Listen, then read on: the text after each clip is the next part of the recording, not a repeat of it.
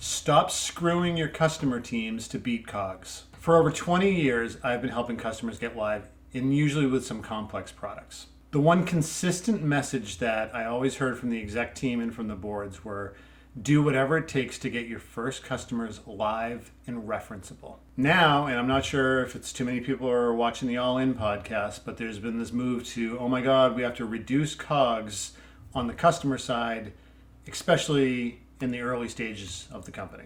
I think this is wrong and also crazy. I get it. You've got a complex product.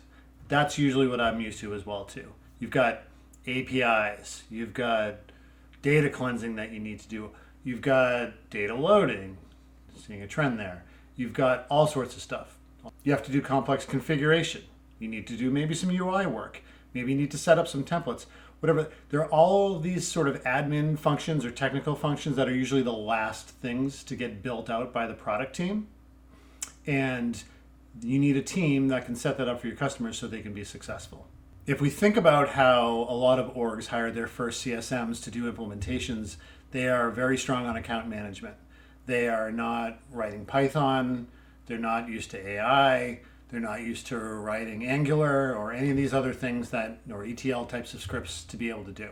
So what do? Typically, you hire some developer types or TPMs or people that are maybe a little bit more expensive, and that's what you need to do. And this might be a temporary phase as well too, but you just need to get these customers live. Your org structure may look like this. It's not the typical org structure where you might just have CSMs do everything, or maybe you've got implementation managers that are kind of project managing people through. It could be people also that need to write API calls. Like there's just a lot of these technical elements that are just missing from the early stages, and I'd say seed through Series A is when a lot of this happens. So what do you do about that? What you normally do, and if you want to get around this COGS situation, is if the product is missing these features and they're on the roadmap and they're eventually going to be there, you bring these resources in and then you stash them in the product team or the dev team, and they are suddenly not under the CS COGS. Typically what happens is that you get your first batch of customers and they're smaller, and I've seen the CTO be the technical resource, right? But then you try and build out a structure that works to get this type of profile of customer live. And if these are SMB customers, maybe you're under 25K or 30K or 50K, and then suddenly a year or two later, you're working with enterprises, the problem kind of happens again. And you see, in order to support enterprise customers, we need to do all of this complex work again, maybe on a broader fashion. And again, you might need these resources. If you don't hire these resources, you're going to have some very junior people that have no way of knowing how to navigate their way out of this hole.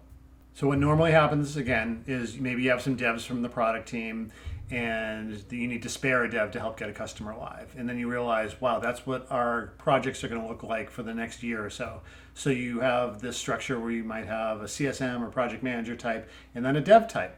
And then the project manager type is doing all of the blocking and tackling, and the dev people are doing all the dev tasks, much like projects were forever, right? Since there's been coding. I got my Java developer and I got my project manager.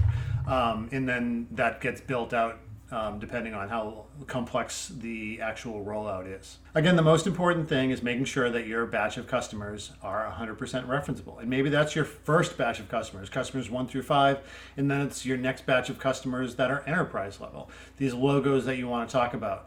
If you think about the cost of these resources versus some massive Fortune 50 or top 10 company giving you a great press release or a good case study, it's going to outweigh yourself, but you need to make your product rollout successful for these teams. Okay, that's pretty short and sweet. I'd love to hear underneath how you're sort of combating this problem. Are you hiring the people? Are you using devs? Is it a combo of the both? Let me know. I'm always looking to learn, and I'm looking forward to seeing your comments.